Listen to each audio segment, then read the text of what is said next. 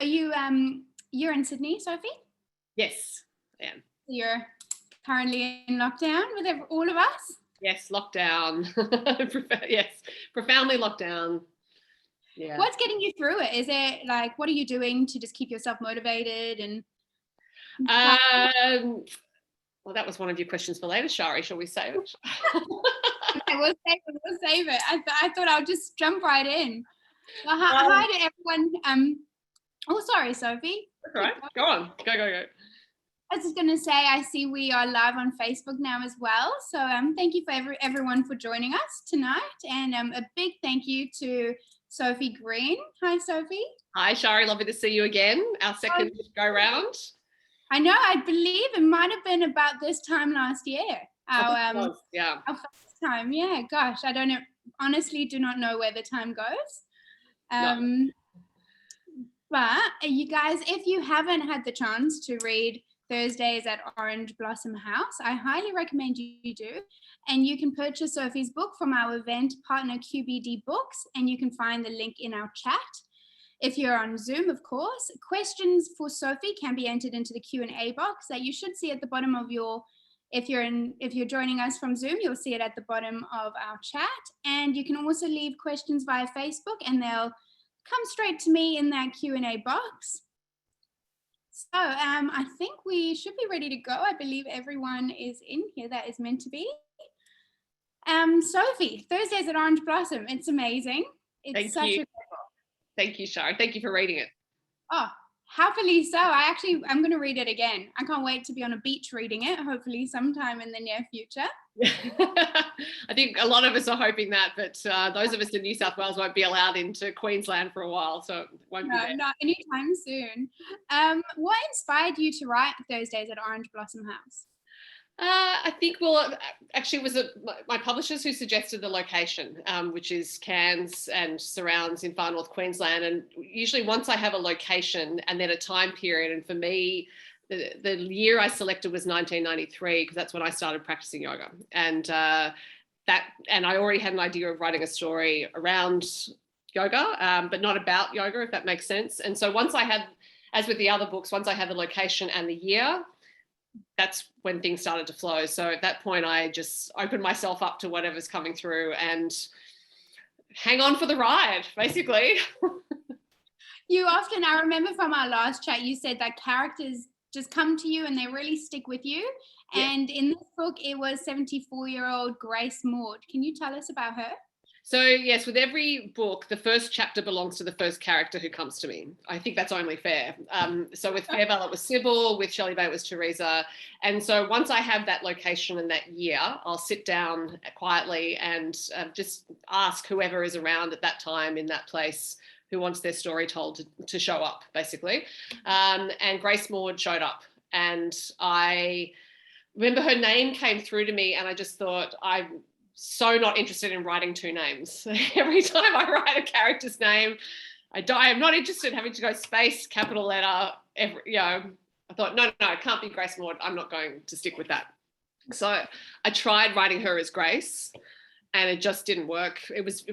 She's very much a Grace Maud. And so then that led me down a path of inquiry as to why she was Grace Maud. And the answer was that she has a twin, or had a twin, called Ellie Maud. And so then that sort of connection in details opens up the story of that character to me. So then I start to consider why were the twins called that? What's their family background? All those, where do they live? All those sorts of things happen. And I've learnt over time to just not get in the way of any of the details that come through, essentially. So I just paused because I realised that when we were practicing this, Shari, I had headphones in. And now I'm hoping that the sound's okay. So let me know if it's not. I think everyone else can hear you fine. But if you guys are having difficulties, please just write it in the chat box. And then I'll have to locate those headphones because I put them somewhere really tricky. So I think it's just, I don't get in the way of those characters and who they want to be, essentially, because I always feel like they don't belong to me. They belong to the ether, or they belong to everyone, or whatever it is. It's my job to tell their story as they show up. So I don't question who they are. I get to tell them what to do. That's my job. But I tend to think of the storytelling process as helping them reveal themselves to me. So the writing and rewriting process is an exercise in peeling back the layers of who they are and what their story is and how they connect with each other. She's got this, Grace Maud has this really great, like, sort of dry sense of humor. Did she make you laugh a lot when you were writing her? She did a bit. Sometimes I was like, oh, I think she's a bit mean. Sometimes, and then I had to think, is she mean, or is it just that life has made her hardened?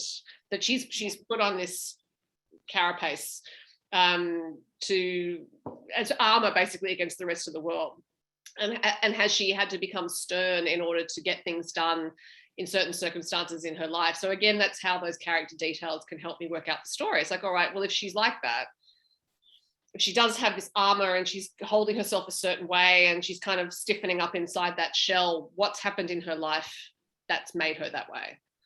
Because no babies are born like that. We don't come into the world with our armor on. So things happen over the years where we develop it, and everyone has their armor, and it's something that I address in relation to one of the other characters, Dorothy in particular. But I also know it just from teaching yoga in particular, when you can often see armor on people. And it's a hard one, I want to say, because I think it serves its purpose often, but it's long in development, armor. So for someone like Grace Maud, the age she was, like, some things have happened to her. I need to find out what they are. Actually, you just touched on it. You mentioned yoga, and so all these characters meet and connect at Orange Blossom House doing yoga. And you've been doing yoga since 1993, is that right? Yes. Teaching it since 2002? Yes, I have. Yeah. How has yoga shaped your life? I actually don't know who I am without it. And it's not a question of being on the mat on a regular basis, which is what a lot of us think of when we think about yoga practice. It's, as one of my teachers would say, it's being yoga, not doing yoga. And I think originally for me, it was a sense of familiarity when I first went to a class, because I'd done ballet for years as a child, and that sense of discipline and pain, if I'm honest, physical pain that comes with ballet practice. In the yoga practice I went into, it was not, fairies and candles. It was work, and it was pain, and it was progress because of that pain. So that felt familiar in my body. And then actually not very long after that, I started to become interested in all the other aspects of it, the history of it, which is thousands of years old, meditation, pranayama, which is breath work, all sorts of things that went along with it, and what it means as a practice in life. And so that remains. I'm still doing that. I'm still finding things out. I'm still learning. I think I will always be learning, because there will never be an end to what there is to learn, essentially. And so that spirit of inquiry into the practice is what I wanted to bring into the story, more than, oh, here is a yoga class and here's how we do postures. So I think that opportunity that the practice provides, when you embrace all of its aspects, to really inquire into yourself and to inquire into human nature, to prompt us to think about how we live in the world. There's so much that goes into that practice that involves, I think, treading softly on the earth.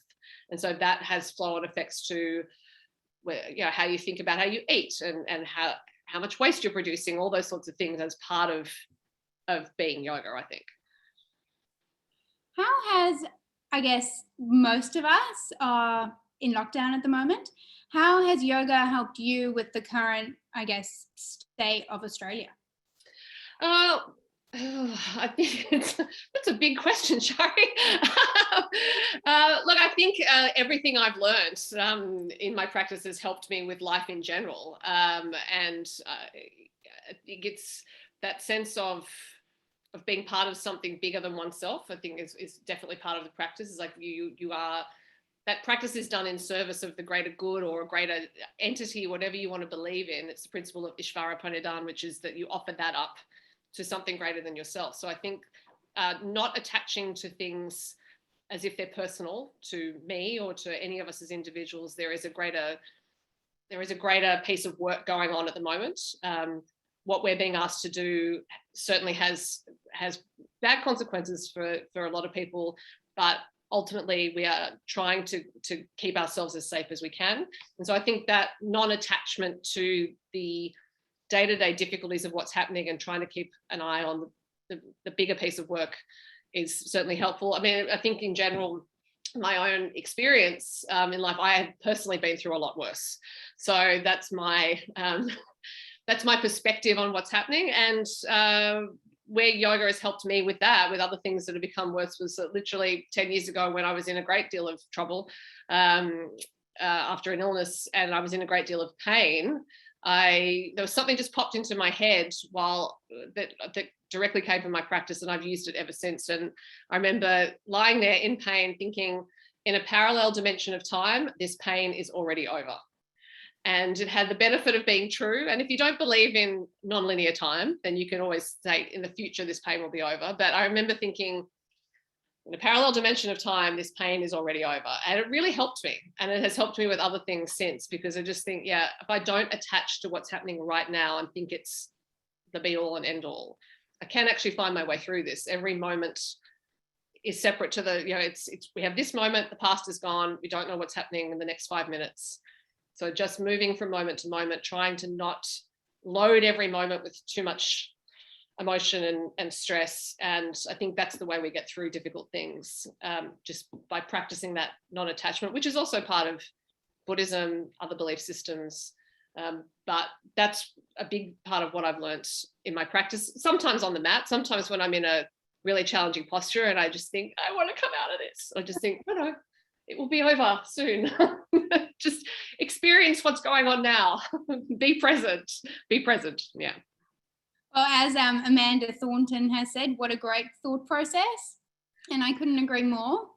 Well, I offer it here in case it is of use to other people, because it popped into my head and was of use to me. Again, I don't think it belongs to me. I think it's something that just came from the ether. So if I can offer it to other people and it helps, then that's a good piece of work done.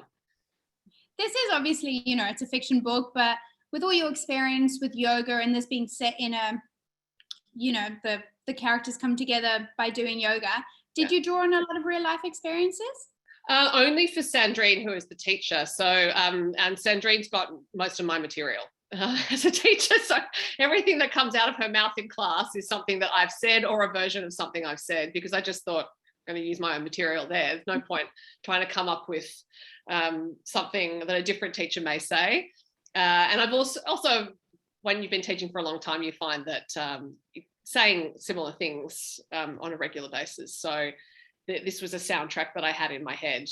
But certainly, look, a lot of the characters' experiences in postures in particular, and their response to certain things that happen in class, they're things I've felt in my body, and I'm writing from that experience. But certainly those other characters' stories are not mine. And Sandrine is not like me personality-wise. I just thought I'd give her a script that I was familiar with. Well, it's good to know if anyone wants to know what it's like having Sophie Green as your yoga teacher. What she'll say, read the book. Yeah, I'm not very fluffy, I'll tell you that. I guess also we touched on it, but the characters in your novel all feel quite isolated in their own personal battles or whatever it may be. And then they're longing for connection, and they find each other in this yoga class. Do you think it's particularly good timing to have come out when, we are battling lockdowns at the moment? Well, because as it led into publication, we thought there was no lockdown. But I did actually write it during lockdown last year. And I was looking ahead to when it would be published. And I thought, we'll probably be through this pandemic, but the effects will linger. And so I did actually consider that in telling the story, because that is part of my job, I think, as a storyteller, to consider what's happening in the culture and what's going to be affecting people, what they need. A lot of what I do is try to think about what people need, not necessarily what they want or what they think they want. And I thought, well, by then we're still going to be a bit battered and bruised. And so I will write that. And obviously we know what's happened since it came out.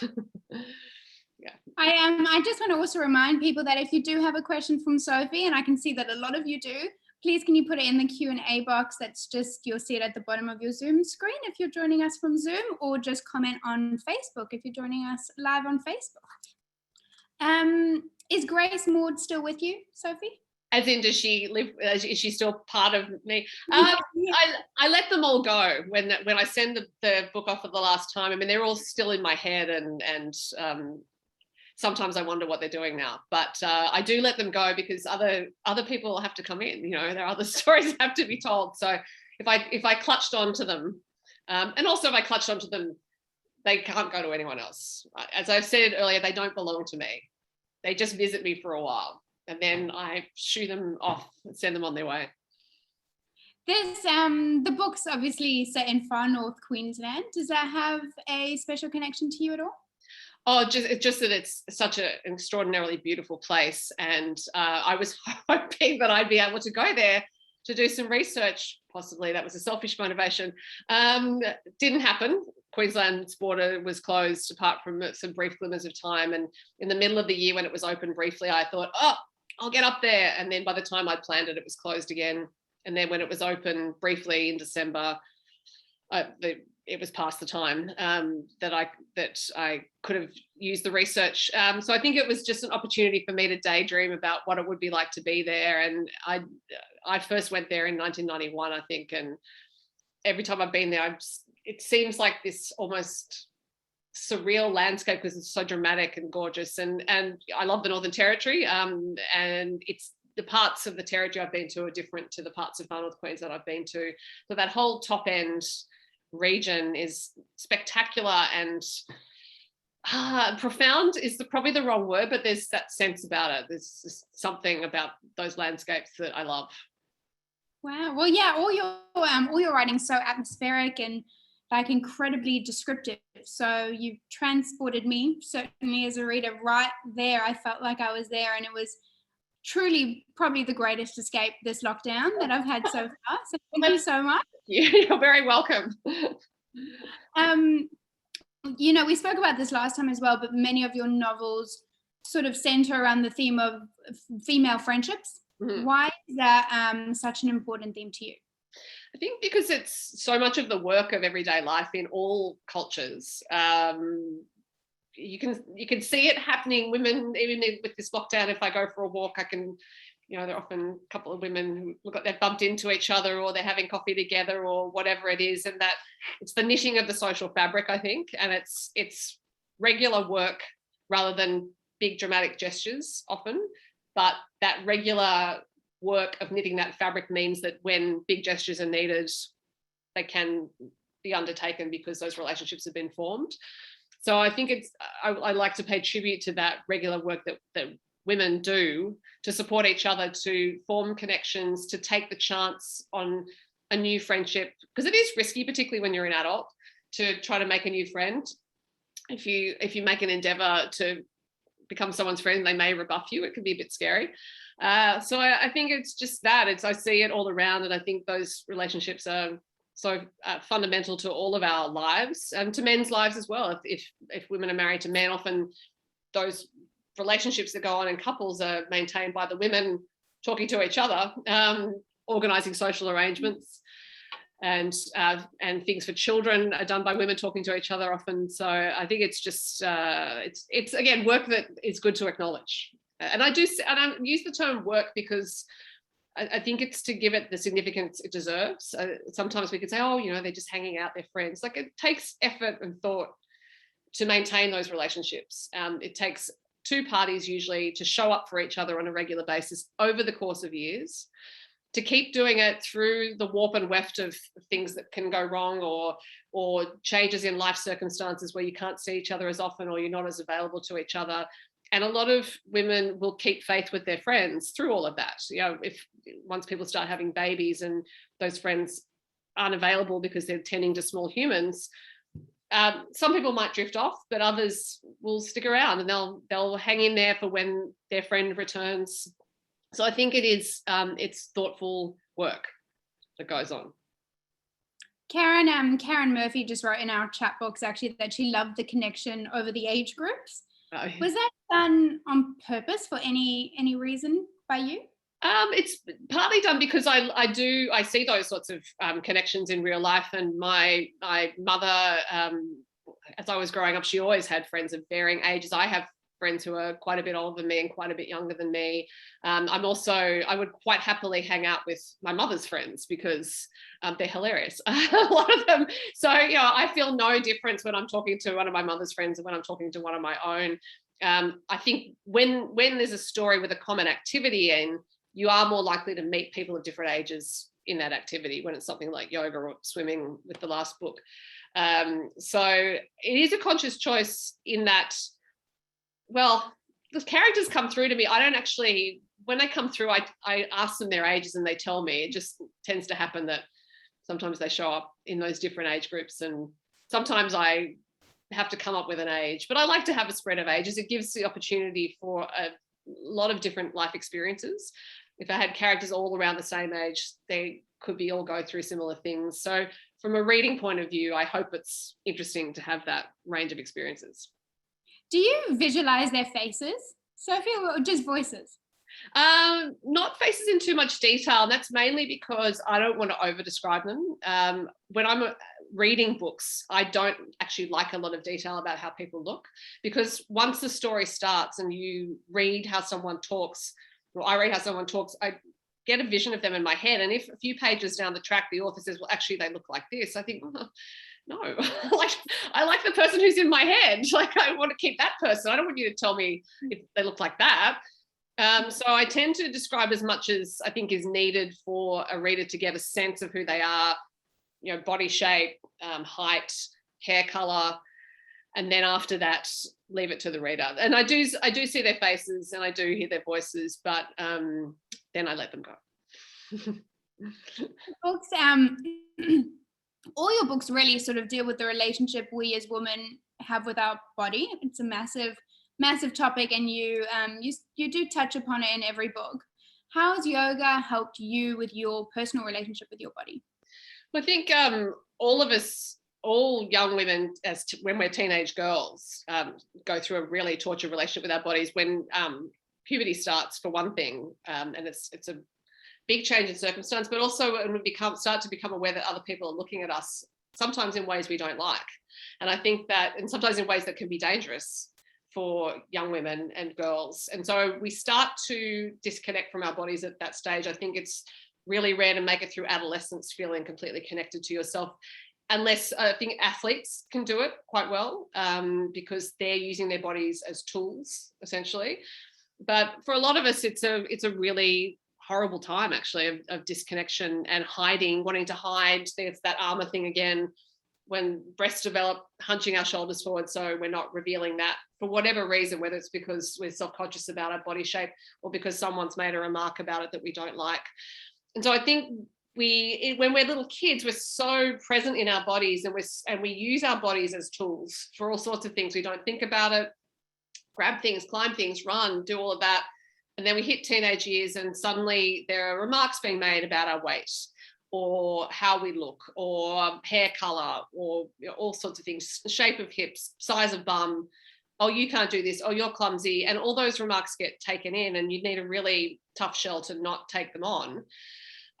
So I think I certainly had all of that, and girls do it to each other. That's the other thing that's unfortunate. So by the time I arrived at yoga, I think I felt quite disconnected from my body, even though I was someone who was quite active. It was often with that sense of punishment, like I've got to exercise to maintain weight, or I've got to look better, or whatever it is. And as I said earlier, because I was used to ballet practice, and when I got on that mat, that first class in a church hall up the street from where I lived at the time, felt familiar and it felt safe. I think that was the other thing, and that was to do with the teacher I had, who was my teacher for over 20 years. So I felt like, oh, this is something that I can do. Like my body can do this. I certainly had advantages like long hamstrings, which can help you in a downward facing dog. But I don't have a super flexible body. My hips are quite tight. So it's not like I was sitting in lotus thinking, ding, ding, ding, ding, ding, like I'm so great at this. It was hard. A lot of it was hard work, but it felt like work worth doing. And So I think over the course of years, because it's not as if you get to the end of downward facing dog and think, oh, this is so great. This is it. This is my posture for the rest of my life. The body keeps changing as we age and certain things happen. And so I think that's part of why the practice is so valuable, is it's been keeping me connected to my body as it's changed through all sorts of challenges and difficulties, injuries. When I play other sports and I often injure myself, pull the calf muscle, whatever it is, and that changes what I'm doing on the mat again. But all the information I've learned over the years of practicing asana has given me the information I need to fix things, to monitor things. I've certainly been able to help myself with my health because of the information I've gleaned just by knowing my body well. I'm thinking something's not right there. And that's often about understanding energy flow through the body as much as it's about the musculoskeletal system. So I think it's been a great tool for me to develop self-awareness on all sorts of fronts. It's not right for everyone. I'm not saying that everyone should get on the mat and it's wonderful. It's surfing may be your yoga. Like there is going to be an activity that is something you can connect to that makes you feel safe and whole. And I encourage everyone to try to find that. And it may be ballet, and it may be horse riding. It may be knitting, and that's fine. That's also a physical activity. I mean, I play guitar, and I was remarking the other day to myself more than anything, I thought, after 15 minutes of playing, I actually get really hot. And I realized it's because there's a lot of muscles involved in playing that. So that's physical work too. Playing a guitar might be your yoga. And finding these, I guess, like yoga or swimming, like your last book, you find those connections, don't you? It's such a great way to make those friendships and form those connections that I think so many people are looking for. Certainly your characters, which I think is very reflective of a lot of us.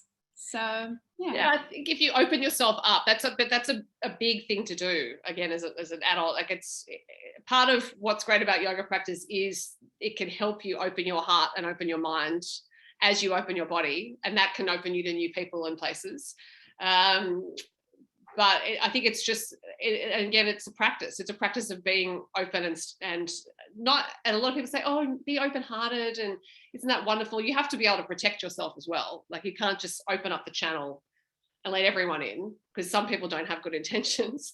But it's knowing how to monitor that and how to open yourself to the people who are right for you. And certainly, I talked about this with Shelley Bay. I met my best friend playing tennis, and that's a fairly recent friendship.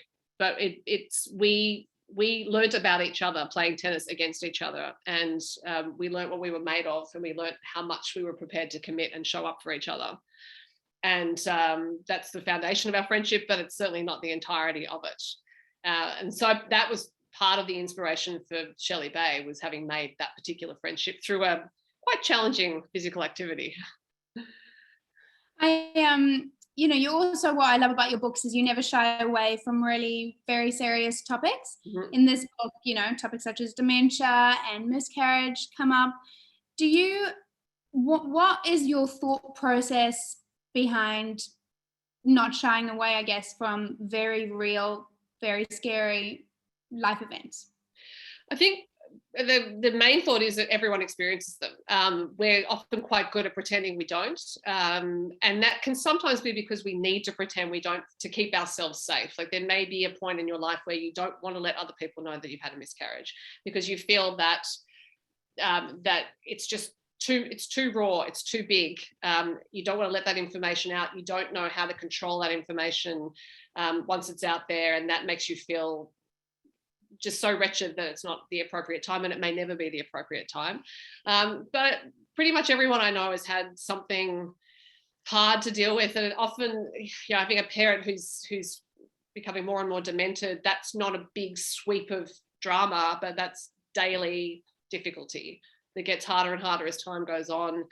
And so much of our lives, I think, is learning to manage those things so that we can try to have some semblance of a good life ourselves, looking for information to help us and just muddling through it. Most of us are just muddling through and doing the best we can. And I think that's part of what I love about people is really, I think most people are doing the best they can. And on any day you meet them, you need to presume that. Some people are ratbags, but mostly I think pretty much everyone you meet, it may not seem like they're trying to do the best, but they really are. So I think what those stories that I write, I want to pay tribute to that, is that there are hard things that come up in everyone's lives. They can be different at any given time. We all have stuff and we're all trying to do the best. And hopefully what some stories can do is help people either see themselves in that, so to know that their experience has been reflected, or it can help them, or there can be information that can just help them manage it, or it's a distraction from what's going on and it's entertainment. Certainly, I think with Orange Blossom House, things that I've learned through my years of practice that have helped me with difficult things, I wanted to put into the book in some way. So that did shape my decisions around some of the hard things that are in there. And how you deal with them. That doesn't mean that things that are in there have happened to me necessarily, but it just means that my experience, if it's helpful, is in there. I am, and it's so true, isn't it? Just how, I guess, having that support network around you and around the, certainly for the book, these women finding each other, they can get you through those hard times. And I know that there's been some comments, there's been so many since, but there was a lovely reader who said that, her friends got her through a recent bereavement. And there's been, so many other lovely like friendship stories coming up in our chat. And so, yeah, I think that support network is so important. And you write about that so well in all of your books. Thank you, Shari. And I think it's important as well. And I have to say, I didn't have a lot of friends in my younger life, and that's part of, I think, my interest in writing about it was that school, I did not enjoy school. I had 13 years of hell basically. And my mother sorry, I would have never thought that, Sophie, ever. It was not good, but my mother actually, it probably felt cruel at the time, but when I was in the middle of my teens, she said, look, you are not going to make friends until you're at university. And I actually didn't make friends at university, but I did make a very close friend around the time I was at university, in a job I was in at the time. And, because my mother had the perspective of age and broad experience, and she could see why I was having trouble, and also see that growing up was going to help me fit in with other people. But I think so much of the work we do for each other as friends is actually just showing up and being there. It's not about the grand gestures. It's just about that daily work of, I see you, I acknowledge what you're going through. I don't want to interfere. I'm here if you need me. And I'll often say that to friends who are going through grief or something difficult. I'll say, I'm going to stay out of your way. I'm here. I'll just check in regularly. And I'll usually say, no need to respond. I'm here. And sometimes they don't respond. Quite often it's no response for a long time. And then when they're ready, they will. But it's just, again, that regular work of showing up for people, and not expecting that they'll show up for you necessarily. That's the other thing. And in the book, I have the concept of karma yoga, which is there are many ways to practice yoga. One of them is karma yoga, which is the yoga of work without expectation of reward. And I think friendship is that, or should be that. You do the work, don't necessarily expect that the work will come back in kind for you. It's just part of the work of being human, and doing it from an authentic place. If you care for someone and you want to look after them, you want them to know you're there, you do that from an authentic place, and then you leave it in that authentic place as well. Oh, yeah. So I could speak to you for hours and hours and hours, Sophie, but I did just see the time. So I am going to move on to our Q&A box that just keeps popping up with more and more questions. So Janelle asks about the cover, actually. What input do you have into the cover and how do you feel about it? I love it and the colours are gorgeous. Janelle I says. totally agree. I have nil input into the cover apart from getting to see a concept and saying yay or nay, and it's always yay. So it's been, as people can probably guess, it's been the same cover designer for all of the 3 books, Fairvale, Shelley Bay and Orange Blossom House. It's a woman called Krista Moffat, so she came up with that Fairvale look, and that's carried through birds and flowers, I think, are a theme there. So much so that I've been thinking about the cover for the next book and the birds and flowers that may go on that. So yeah, the color, I love the color of this one, and I think it matches or marries really well with the others. But I completely trust Krista and the publishers to come up with a beautiful cover, because it's in everyone's interest, including the readers, to have a lovely cover to look at. And it's not. It may not be true that you can't, I don't know, maybe you can judge a book by its cover, I don't know, but covers are important, because we all, those of us who love print books, we want to look at something lovely. That's why a lot of attention is paid to how covers are put together. And yeah, as soon as I saw this one, I just thought, oh, Krista's outdone herself again. Yes, that's the one. Yes. Someone who has gone under the name Meditation Plus, maybe that means something to you, Sophie, says that they worked with you years ago and was wondering if you always wanted to write fiction.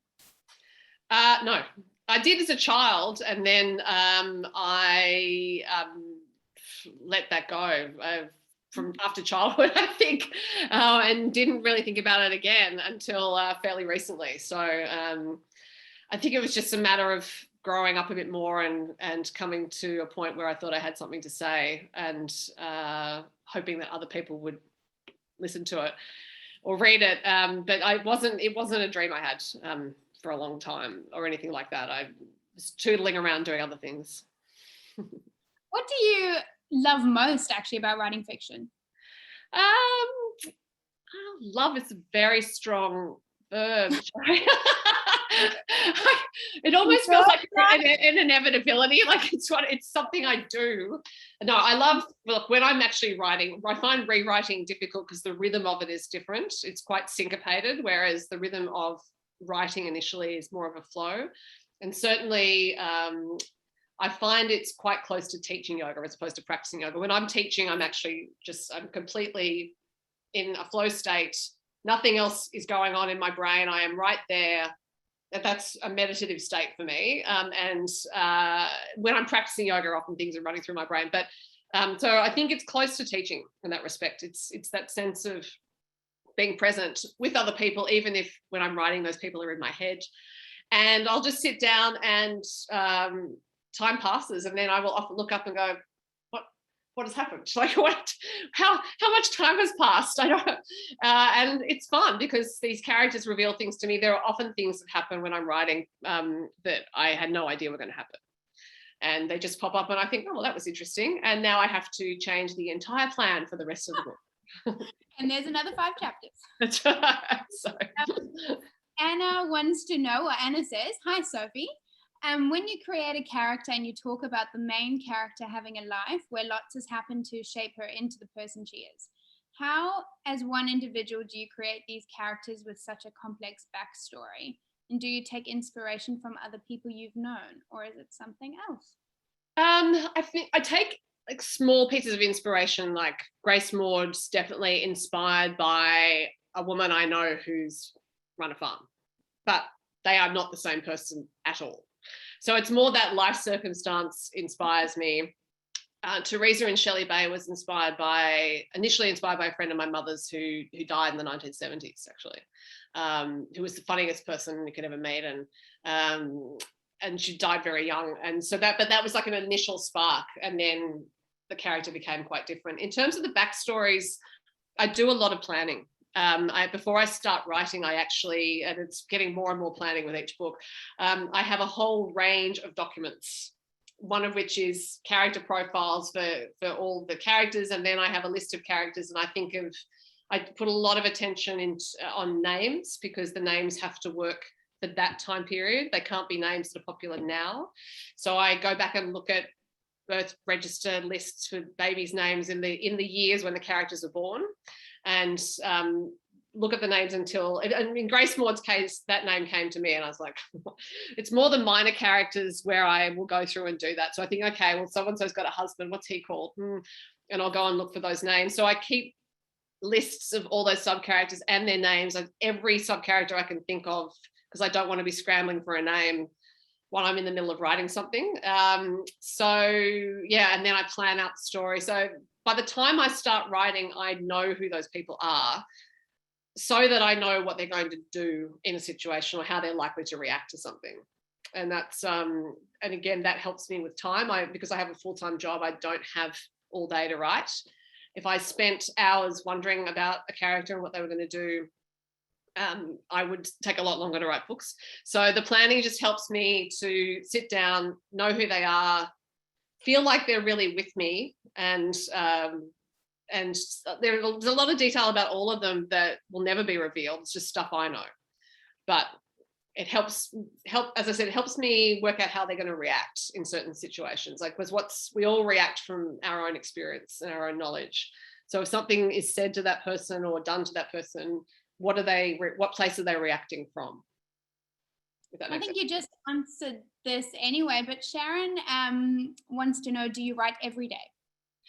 I do, but not fiction necessarily. So if I'm writing a novel or planning a novel, there are often various stories in various states of planning, not necessarily every day, but because I also write about Australian country music, and at least a couple of posts a week, sometimes more. It's like I've got a single premiere to do on Friday, so tomorrow night I'll be writing that and scheduling it, but there will be no fiction. Early this morning I was transcribing an interview to write a feature, all that kind of stuff. So that writing happens regularly, and that's actually the reason that country music writing is the reason I'm writing fiction.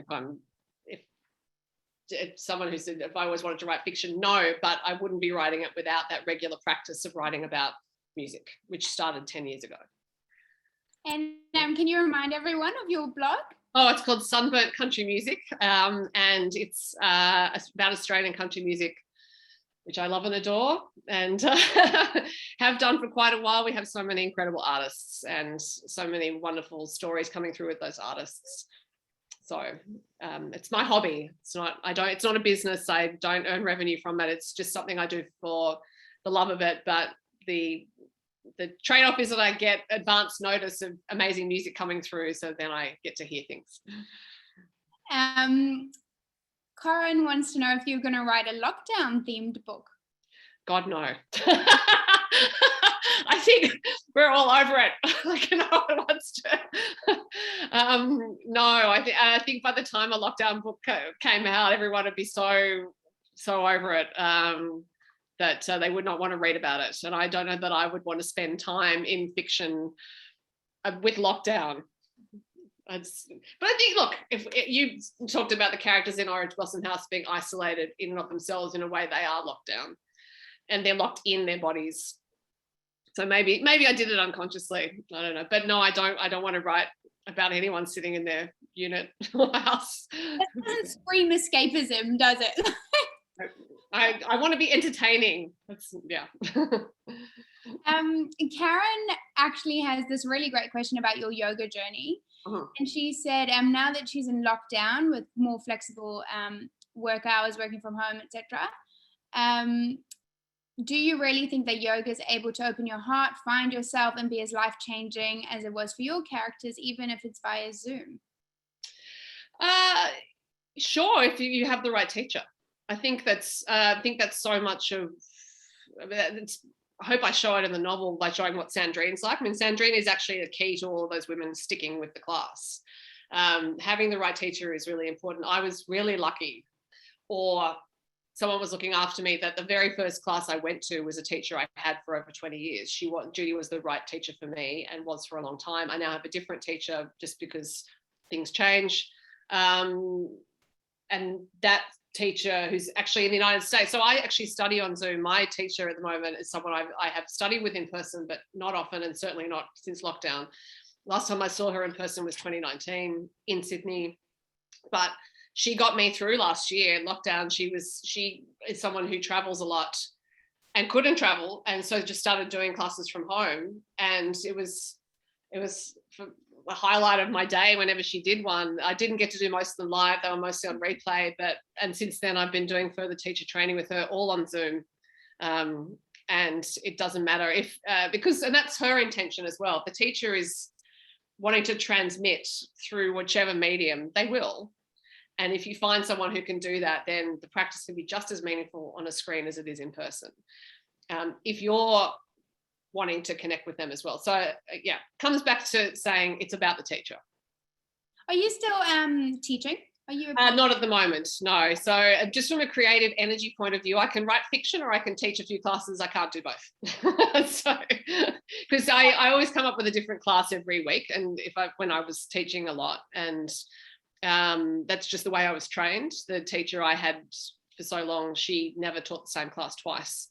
So for me, it's about coming up with something new every week. I will always think about the weather and where the moon is and where the equinoxes and the solstices are and all that sort of stuff, and then come up with a sequence for that, essentially, to work within that, what I think people need.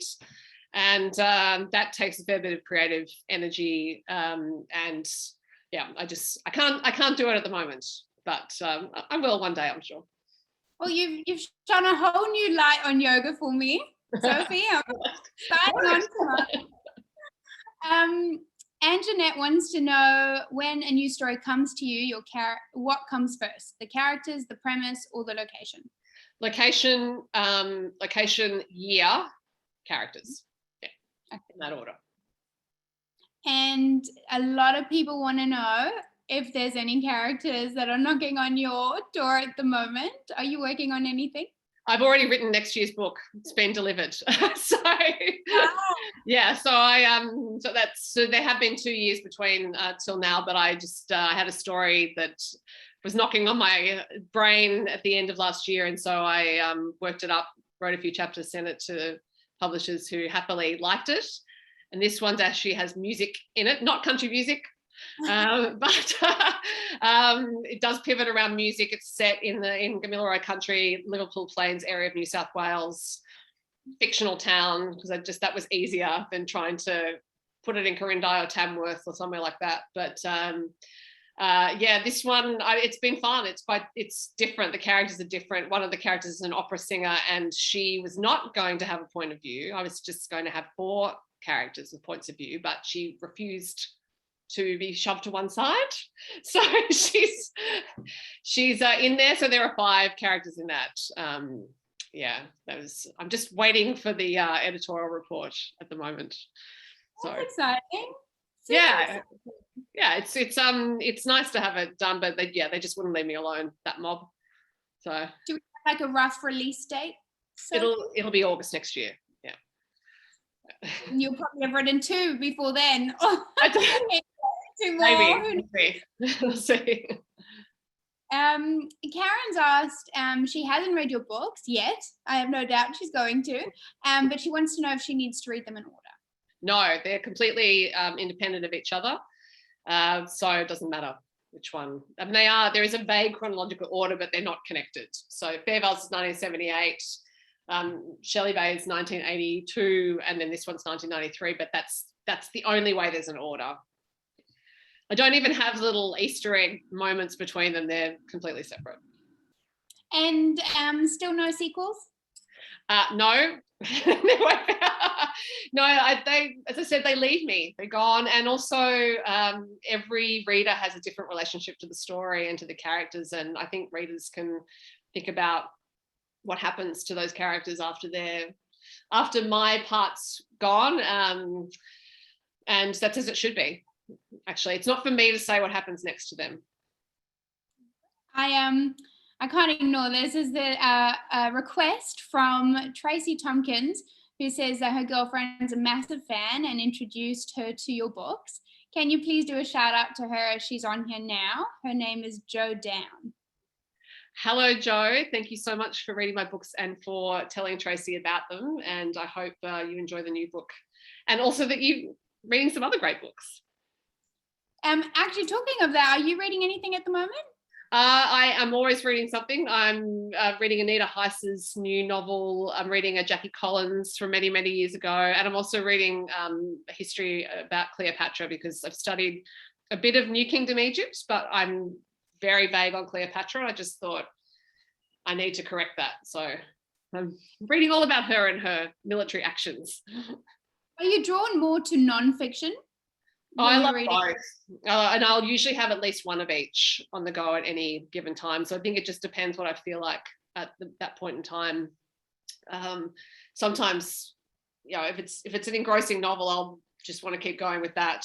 Sometimes nonfiction takes me, and I'll read widely through that, just as there are a lot of things that I'm interested in. And I grew up with parents who read really eclectically. So the model I had was to read widely. Someone's also asked if you're inspired by other authors when you write your books.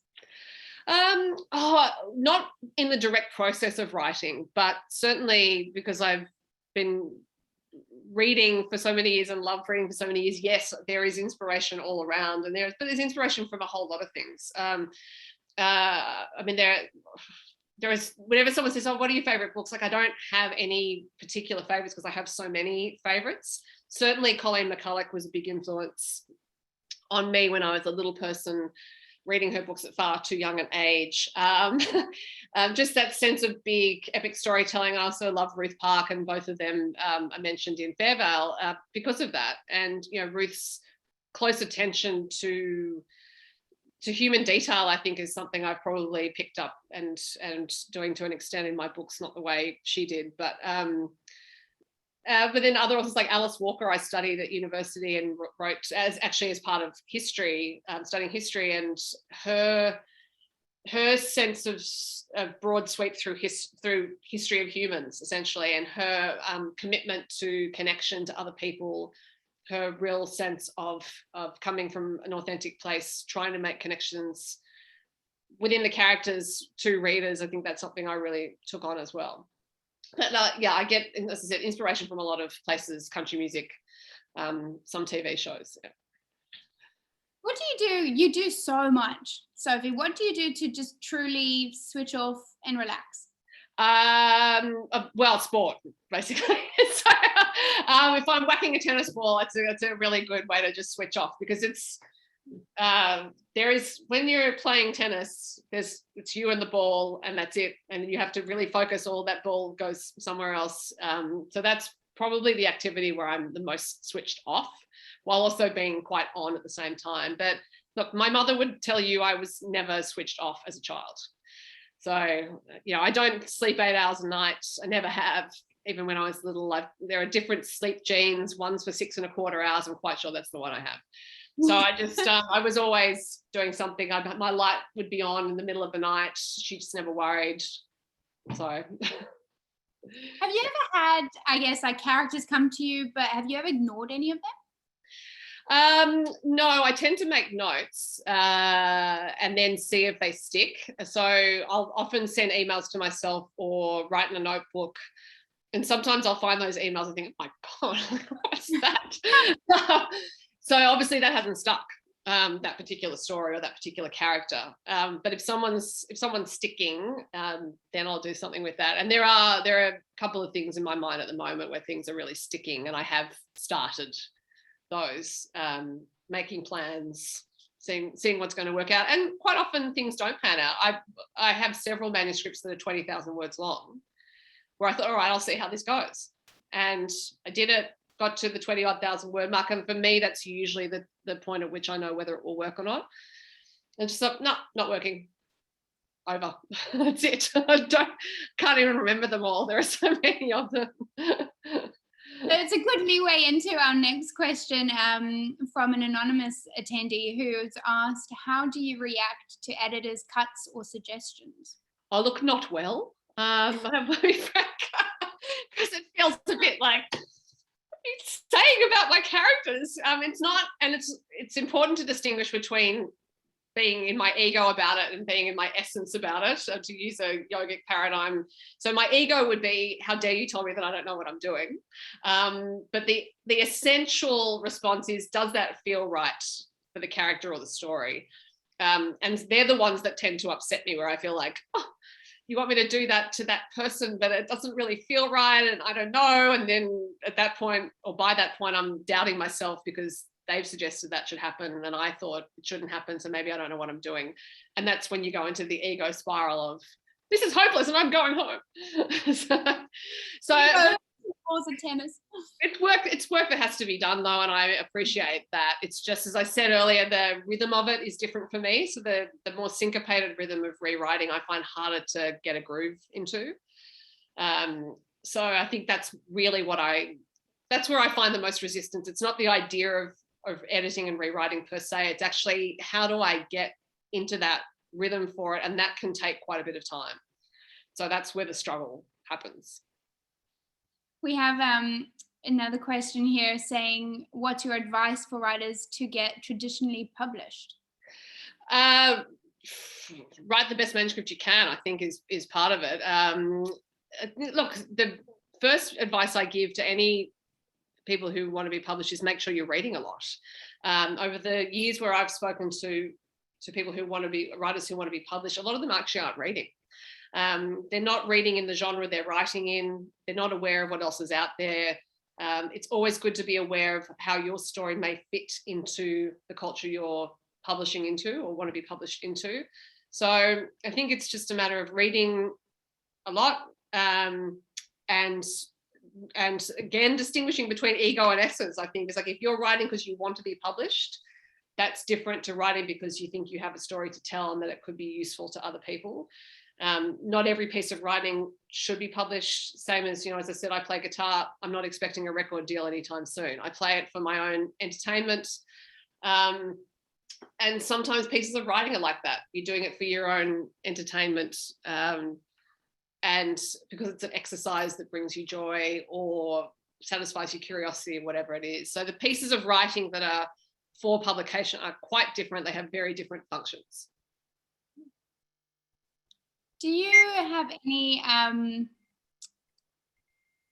oh my goodness, sorry, I completely lost my train of thought there. I've got so many people for a while, Shari. It's quite normal to get a bit. Sorry, my whole thing just went zoop. We've got a question here. When you wrote this book, was the ending already in your mind when you started it? I've got to remember how it ends. No.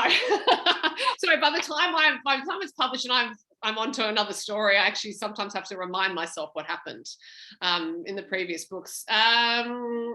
This ending, no, it wasn't in my mind, but it came up pretty quickly. I don't know the endings when I start. In Shelley Bay, the ending was changed quite dramatically in the editorial process, actually, and in Fairvale, same. So sometimes I think I know what the ending is and I write it, and then during the rewriting process, I think, oh no, it's not going to work. Do you ever read your books over, like the ones you read in the beginning? No? No, only when I have to read a chapter out loud at an event, but it's I suppose maybe one day I'll have to, but no, they're gone. They're gone. I'm on to the next thing. I'm like President Bartlett in The West Wing. What's next?